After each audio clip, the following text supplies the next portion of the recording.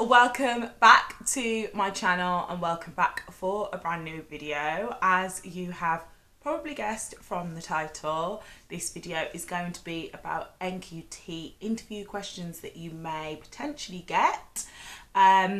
So I have curated these questions based off what I had in my own NQT interview and those that I've researched online and those that friends and people on Instagram have told me that they also had during their interviews as well. So hopefully you'll get a broad range of questions that you can potentially revise on and practice and rehearse in preparation for your NQT interview. I know for many of you now, you've started applying and some of you have even had interviews already, which is fantastic. I hope you've been successful in those, but majority of interviews are starting to happen now, or jobs are starting to go out or will go out over the Easter holidays, because for teachers in the UK, generally we have to give a term's notice if we intend on leaving the school. So teachers will be starting to hand in their notice if they have the intention of leaving now, so that schools can prepare an interview for that after Easter, so in the summer term. So that is that. So I did do a preparing your NQT application form video. I think I did that in January, and I meant to do these interviews questions so much earlier than it is, but that's life, that's teacher life. So yeah, here it is now. So this is kind of going to be like a follow-on to that video. So I hope you do enjoy it. If you are new here, hi, welcome. My name is Danielle. I am a newly qualified teacher here in the UK, and I have a lovely class of Year 4 children. And I am thoroughly enjoying my NQT year, although it's in a pandemic and it's not how I would have ever imagined it to be, but I am really, really enjoying it and I feel so supported by my school. So yeah, without further ado, let's get into the video. So I've got my questions here that I've written down so that I don't actually forget them. So if you see me looking down, it's because I'm looking at my phone. So when you have an interview, it will typically consist of two parts. So you'll have your observation and then you'll have your formal sit-down interview with a panel. Obviously during the pandemic, sitting down in front of a group of people isn't really an option, so that will probably be virtual. And in some cases the school will ask you to come in to do a lesson observation, but in other cases, and I know at my school when they've been doing interviews since the pandemic, they've been asking teachers to plan a lesson for a set year group, but they don't get the year group until the actual day of the interview. So it all just depends on the school that you're applying for and the way that they want to structure the interview. But just to give you a heads up, you will be observed doing something or planning something. So with that being said, one of my first questions in my interview was, how do you feel your lesson went? I was observed first. I was observed teaching a Year 6 maths lesson. And I just briefly spoke about what parts went well and what parts I could have improved on. You may want to talk about how you've structured the lesson and why you've structured the lesson in that way. How has that enhanced the learning in the classroom? How does it help the children to move forward to the next stage of their learning? When I spoke about areas for improvement, I spoke about potentially moving around the classroom more and just speeding up my own pace, because the pace of the lesson was fine, but just being able to access more children whilst live marking, that was something that I looked at. But obviously that's dependent on your lesson and how that went for you. My next question, what influenced you to apply for this job?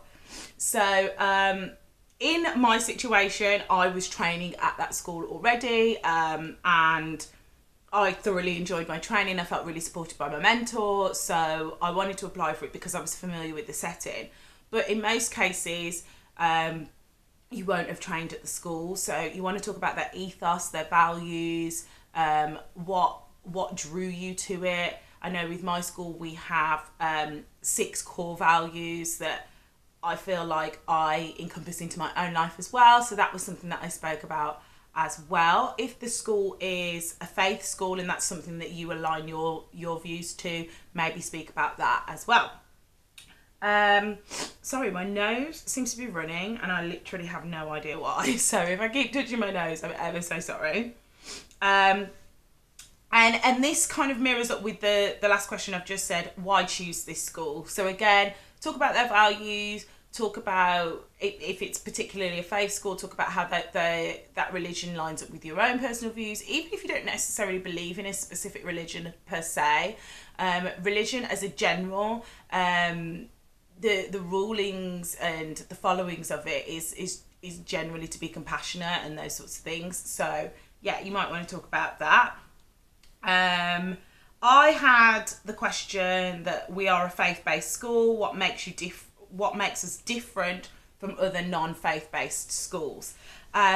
So obviously I spoke about the RE curriculum, as that is mandatory in a faith-based school, and the core principle of it being Christian because it was a Church of England school, but also giving exposure to the other religions as well, so that we have a well-rounded curriculum.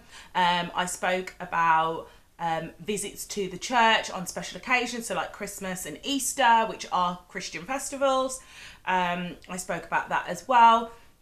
And I spoke about how I myself went to Church of England schools and found that link between going to those schools and actually applying for a school was something that I really wanted to encourage as well. But obviously that question will only apply in a faith-based school. So in England, I believe we have Church of England schools, obviously, Roman Catholic schools, and I think in some places we have Sikh schools and Islamic schools as well, but don't quote me on that. But obviously whatever the religion is, be specific to that religion.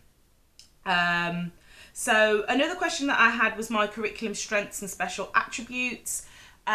So in this, I know that during your training year, or your 3-year degree, if you've gone down that route, you tend to have the opportunity to do a specialism.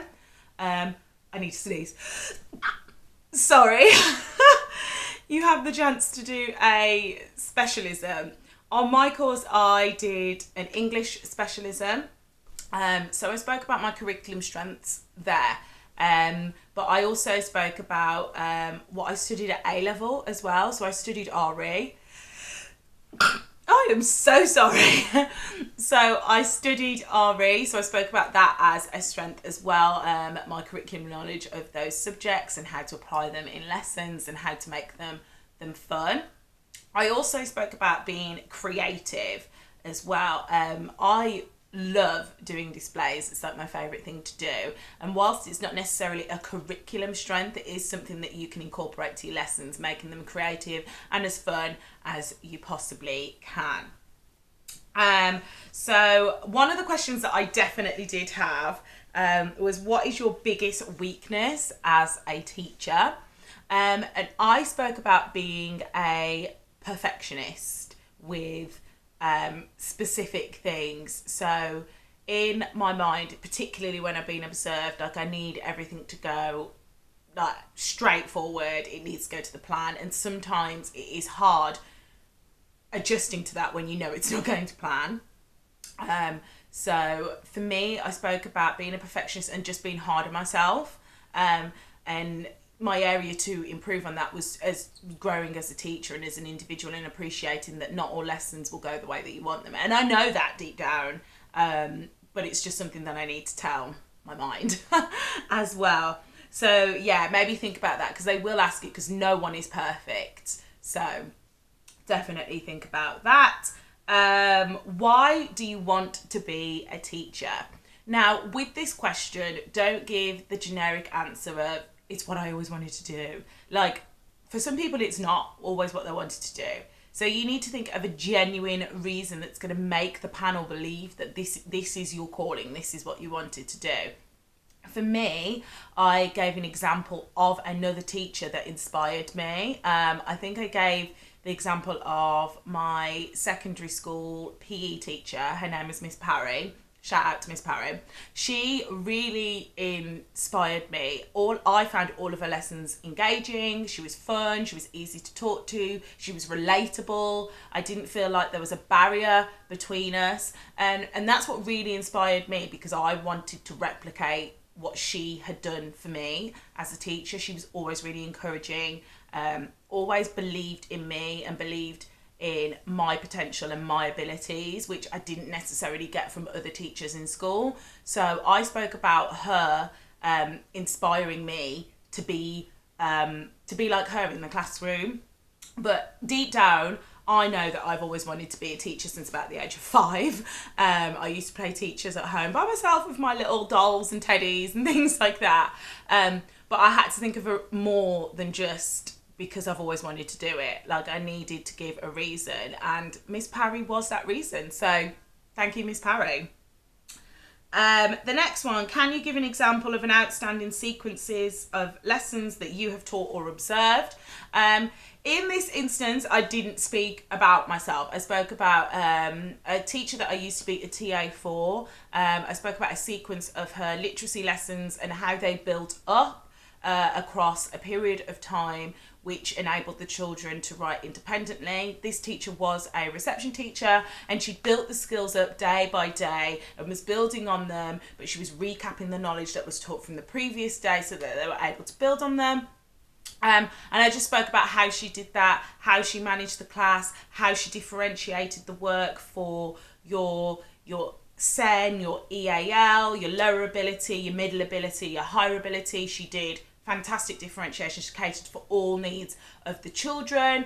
She moved around the classroom. She deployed me as support staff really well, so that I was able to support the children that really needed it or really needed to be pushed forward in their work. So I spoke about that, and that seemed to really go down well. Obviously, you could talk about yourself and the lessons that you have delivered, but I just felt as a trainee, I didn't have a wealth of lessons to pick from at that point. I had my interview last year in January, so I'd only actually really completed one placement, and that placement was in the school that I was applying for, so that most of them had seen my lessons anyway.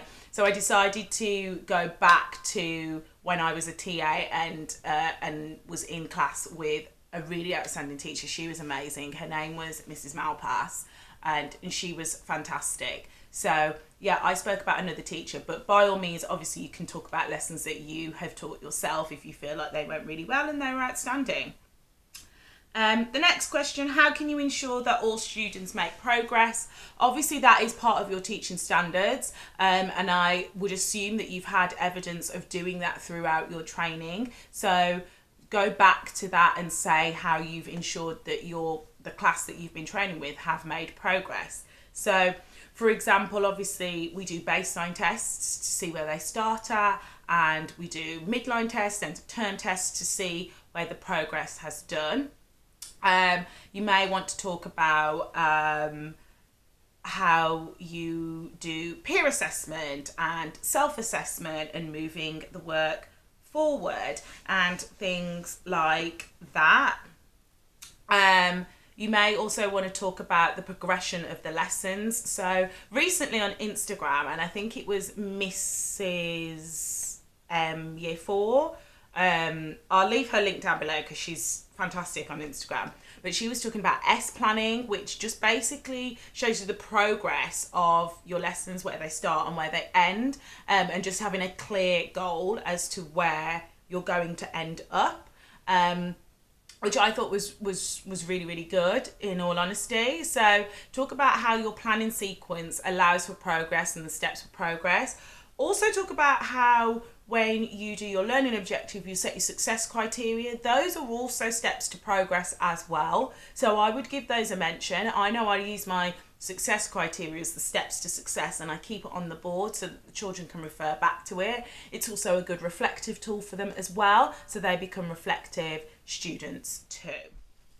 I'm sorry if the angle has changed. My battery was dying. so I needed to change it. But moving on.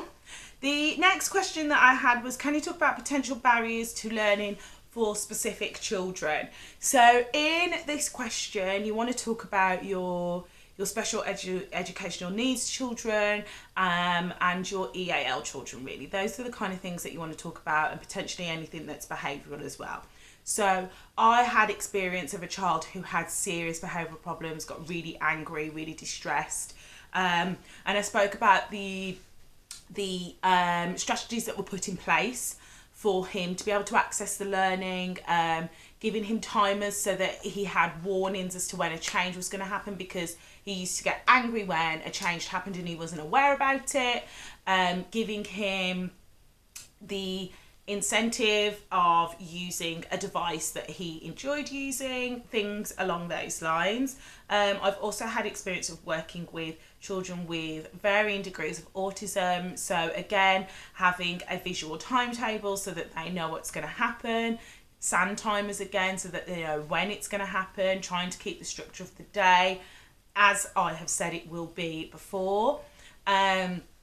And like with my lower children, or my EA children in particular, making the learning more accessible to them with physical resources, for example pictures, or using Makaton, so that they're nationally known, not nationally, worldwide known symbols that won't change for them, so they have a more understanding of what's going on. But obviously you need to speak about things that you've had experience of, and I'm sure at this point, if you're applying to be a teacher and have an NQT role, you will have had experience of different children in your class with different needs. So relate back to that. How have you been able to encourage them to access the learning? What have you put in place to do that? A next question that I think I saw online was, what is your teaching philosophy? And I think I briefly spoke about this in my personal statement for my NQT application form. And just speak about what you truly believe a good teacher is. For me, I like to keep it fun and light-hearted in the classroom, but I also like them to know the boundaries. I know that I want every child to have an equal opportunity to access the learning, and whether that is by putting in differentiated support or differentiated resources, I know that each child deserves to have the equal opportunity. There is no reason why they shouldn't have that. So just talk about what you truly believe to be true and right, and what sits well with you from the heart. The next question, where am I, is, how would you deal with a child that is displaying disruptive behaviour? So in this situation, I think it's best to refer back to the school's behaviour policy. Each school will have a different set of guidelines for their behaviour policy. So for this question, I can't give you a specific answer other than to say, to quote the school's behaviour policy, because I've worked at a few different schools, and each of those behaviour policies has been very different in terms of rewards and sanctions. I know at the school that I'm currently at, rather than sanctions, we like to reward positive behaviour. That may be true for a lot of schools, but obviously there has to be sanctions in place. So speak about the school's behaviour policy. You will be able to find that policy on their school website.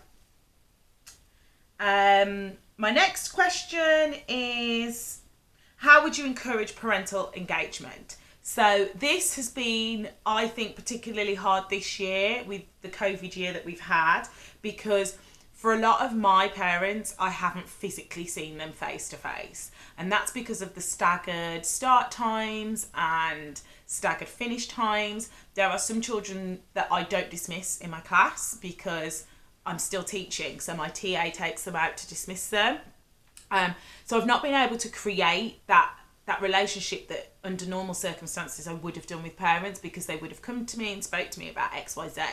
So I have found that using things like Marvelous Me, Microsoft Teams, and sending them messages, making calls home and speaking to parents evening, having those conversations, that has encouraged parental engagement, particularly over the period of time where we had to do learning online, so from January to mid-March. I did a lot of phone calls home when I was concerned about the standard of work or the lack of work that was being submitted, and I was able to create relationships like that. But under normal circumstances, you can have parents in for workshops about specific topics that they're unsure about themselves and want to support their children with that learning. I know in my school we have things like science fairs where, again, you get to meet the parents and you get to create those relationships there. Another way to encourage parental engagement is by getting volunteers into school and having them come in to do readers in another class with one-to-one. It gets them involved with the curriculum, it gets involved with the school. So obviously with the pandemic, parental engagement is a lot harder than it would have been prior to the pandemic, but it's not impossible. Keeping those communication links open and communicating with them on a regular basis is what is key. I know in my class we do a star of the week, and I do dojo champions for the girls and dojo champions for the boys. I always send messages on Marvellous Me just to let the parents know if their child has been star of the week or dojo champion, and a lot of my parents really enjoy that. And also, if they do need to speak to me at the end of the day, that option is always there. So my next question is, how would you deal with a parent complaint? So unfortunately with the job, you are not always going to please every parent. That is just a part of the job. Some of them have heard a version of events from their child and immediately gets their back up. So you will get complaints like that. That is just how it is. I would say the best way to deal with that is obviously if they come to you and speak to you about it, be as professional as you can. Just explain your version of events to them. And if they persist and they want to take it any further, direct them to your senior leadership team. So that might be your head of key stage, or the assistant head, deputy head, or even head teacher in some cases, if they want to take the complaint further. But if it can be dealt in-house with you by just explaining the version of events and they're happy with that, then that's fine. But like I said, if it needs to be escalated further and they're not happy, they then need to go and seek out a member of a senior leadership team. The next question is, what are your interests? And I remember having this in my interview, and I play netball. I've played netball since I was about 10 years old, and I'm now nearly 29. So that is a massive interest of mine, and it's something that I very much doubt will ever disappear. I play netball twice a week. I have matches twice a week, and I'm supposed to go training once a week, but don't always make it for that. So I mentioned that interest. I spoke about my interest about social media and making YouTube videos as well. I spoke about trying to be creative in any sort of way, which I guess links into this as well. And when I spoke about my interests, the comment kind of came up in the interview that obviously teaching is a hard job, particularly in your first year, and it does take up a lot of your personal time, aside from your professional time as well. Do you think you'll be able to balance that? And my answer to that was yes, because one thing I would point out to you as a prospective newly qualified teacher is that whilst the job is demanding and there is always a list of things to do, there comes a point where you have to stop. You have to have a cut-off point, and it can't consume your life. It can't be your whole life. You need to make sure that you are making time for yourself, making sure that you have respite from it, whether that be an hour away from your laptop screen or shutting off at a certain time. I know that there are people on Instagram that set a certain time that they work up to, and that's it. If it's not done then, it's just not done. So you have to be really strict with yourself there, and it's about time management, because ultimately you don't want to burn yourself out, especially in your first year of teaching. It's not something that you want to do. Teaching is a hard job and you need to have the energy levels to be able to sustain it. You're not going to have those energy levels if you're working 24/7.